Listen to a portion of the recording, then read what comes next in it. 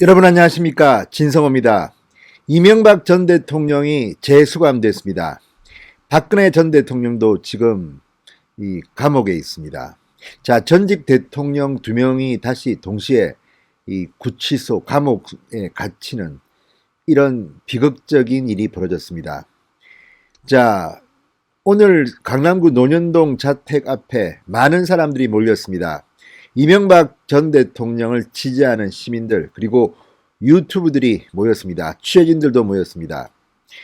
이명박 전 대통령은 원래 기업가 출신입니다. 그렇기 때문에 정치인 스타일은 아닙니다.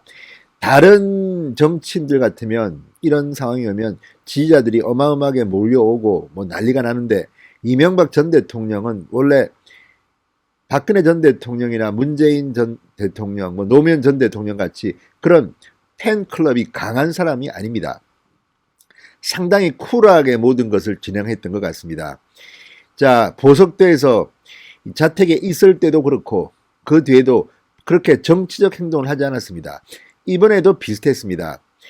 자, 이 법원 판결에 따라서 다시 구속 수감되어야 하지만 집에 있는 동안 이 집으로 찾아온 과거의 측근들한테 굉장히 쿨하게 말을 했다고 합니다.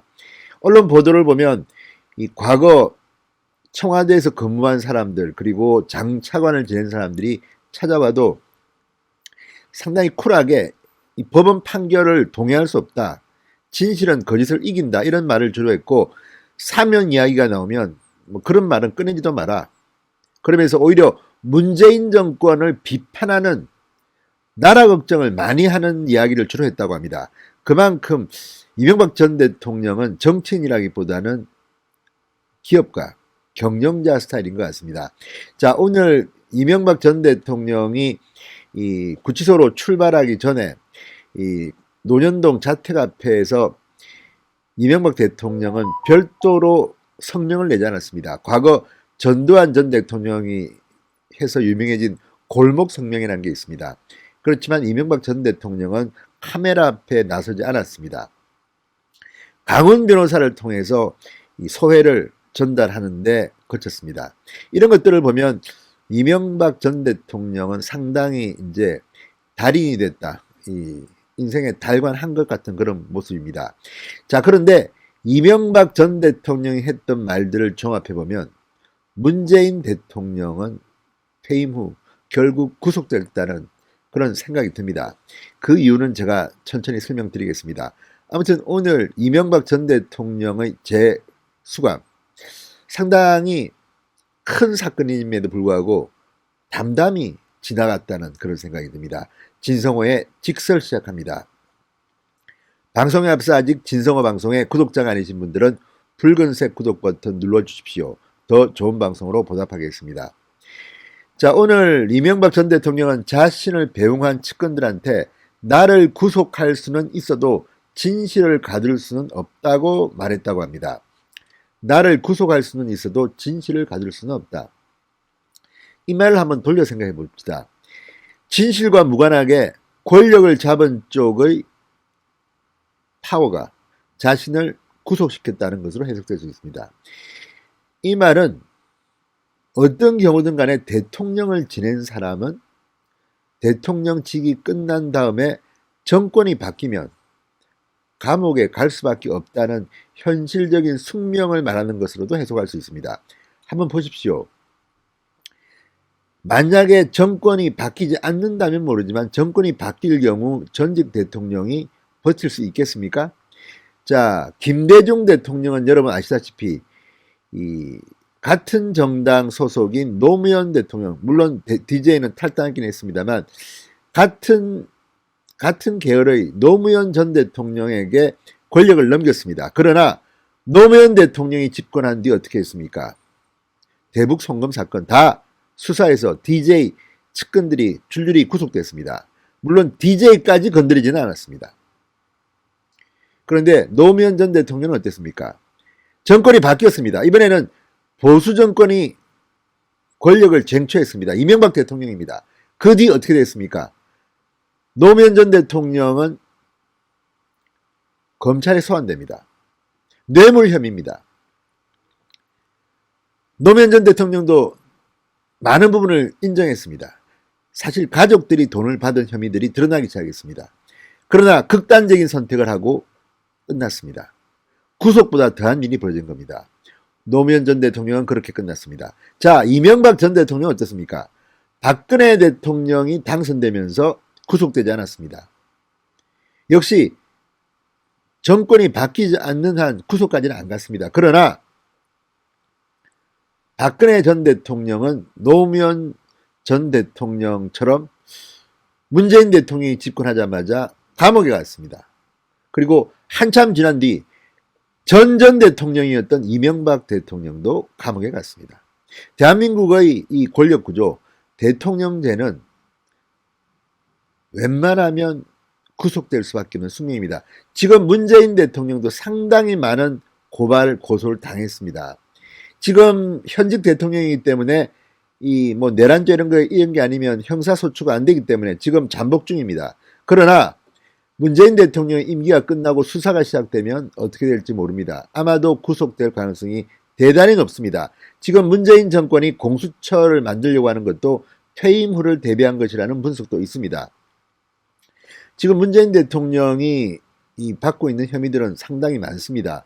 이게 퇴임이 된 뒤 검찰이 수사한다면 만약에 권력이 민주당 정권이 그대로 잡는다면 구속까지 가지 않을 확률은 많습니다. 물론 그것도 모릅니다. 대통령이 바뀌면요, 같은 정당, 같은 계리를 하더라도 상당히 힘들어집니다. 자, 전두환 전 대통령을 백담사에 보낸 노태우 대통령을 생각하십시오. 늘 같은 정권이라도 전직 대통령을 문제가 있다면 처리하지 않으면 본인이 힘들어집니다. 그래서 노무현 전 대통령이 김대중 전 대통령 시절 것을 대북 송금 사건 등을 수사하도록 한 겁니다. 자, 이런 것들을 보면 권력이 얼마나 무상한지를 알 수 있습니다. 지금 이명박 대통령은 이 말, 나를 구속할 수는 있어도 진실을 가질 수는 없다.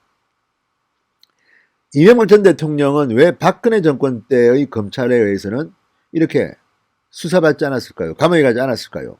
정권이 바뀌니까 굉장히 늦게 수사했지만 공소시효를 한 게 묘합니다. 대통령 재임 기간은 뺍니다.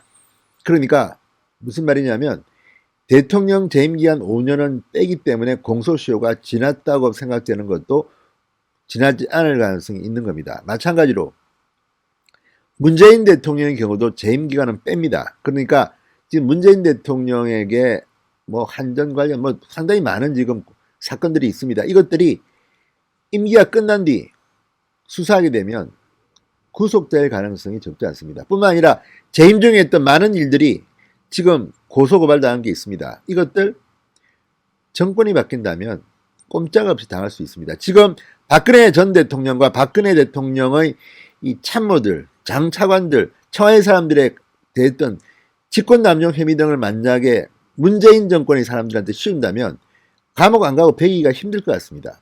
김기춘, 조윤선 상당히 추상적인 혐의들로 직권남용 이런 것들이 적용되어 있습니다.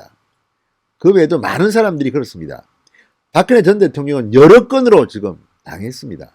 이게 예전 같으면 대통령의 이런 행위는 감옥 갈 일이 아닙니다. 그렇지만 이렇게 만들어버렸습니다. 이게 촛불 정권의 한 일입니다. 마찬가지 논리라면 문재인 대통령 구속되지 않기가 힘듭니다. 그래서 이명박 대통령 이 말, 나를 구속할 수는 있어도 진실을 가질 수는 없다. 이 말을 문재인 대통령이 3년 뒤 아니면 5년 뒤 할 가능성이 대단히 높다고 저는 추측하는 겁니다. 물론 단정하지는 않겠습니다. 문재인이 감옥 간다고 단정할 수는 없죠. 어차피 그것은 검찰이 기소를 하고 법원이 판결을 해야지 가능한 겁니다. 제가 가라고 할 수 있는 게 아닙니다. 그러나 지금 대한민국의 대통령제라는 이 권력 구조를 보면 문재인 대통령이 감옥 가는 가능성은 대단히 높습니다. 아무리 청렴하고 아무리 이 국가를 위해서 일했다고 하더라도 대한민국의 대통령, 이 제왕적 대통령을 5년 하게 되면 감옥 갈 혐의들은 얼마든지 발견될 수 있습니다. 문제는 그 다음 대통령이 다른 진영의 대통령이라면 훨씬 더 구속 가능성이 높다는 겁니다. 그리고 그 다음 대통령이 아니라 그 다음 대통령이 오더라도 가능합니다. 이번에 이명박 대통령을 보면 이게 나옵니다. 직전 대통령이 아니라 전전 대통령임에도 다스 이런 것들이 터집니다. 물론 이명박 대통령은 억울하다고 합니다. 진실을 가둘 수는 없다. 똑같은 논리로 문재인 대통령이 이 말을 하게 될 날이 올 것 같다는 생각이 듭니다. 자, 이명박 전 대통령은 오늘 오후 1시 46분쯤 검정색 제네시스 차량을 타고 자택 대문을 통해 나왔습니다. 자, 이 대통령은 창문을 내리거나 차를 멈추지 않고 그대로 골목을 빠져나갔습니다. 서울중앙지검에 출석한 뒤 곧장 검찰 호송차를 타고 서울 송파구에 있는 동부구치소로 이송했습니다. 자, 오늘 이명박 전 대통령을 배웅한 사람들, 이현재, 박순자 전 의원, 김문수 전 지사, 유인촌 전 장관, 국민의힘 권성동, 장제원 의원 등이었습니다. 자택 대문 앞에 일렬로서 이 대통령이 탄 차량이 지나가는 것을 지켜봤습니다. 참 어쨌든 이 대통령 뭐 이렇게 말했다고 합니다. 측근들한테 걱정하지 말라. 나라가 많이 걱정된다. 본인은 걱정하지 말라. 나라 걱정을 많이 했다고 합니다. 문재인 대통령이 너무 못한다는 말을 많이 했다고 합니다. 자, 어쨌든 국가와 국민을 위해 각자 자신의 분야에서 맡은 일을 잘해달라는 당부를 하고 떠났습니다. 재수감에 대해서는 의연한 반응을 보였다고 합니다. 나를 구속할 수는 있어도 진실을 가질 수는 없다. 믿음으로 이겨내겠다. 그리고 수용생활 잘하고 오겠다고 답했다고 합니다. 신성호의 직설이었습니다. 여러분 감사합니다.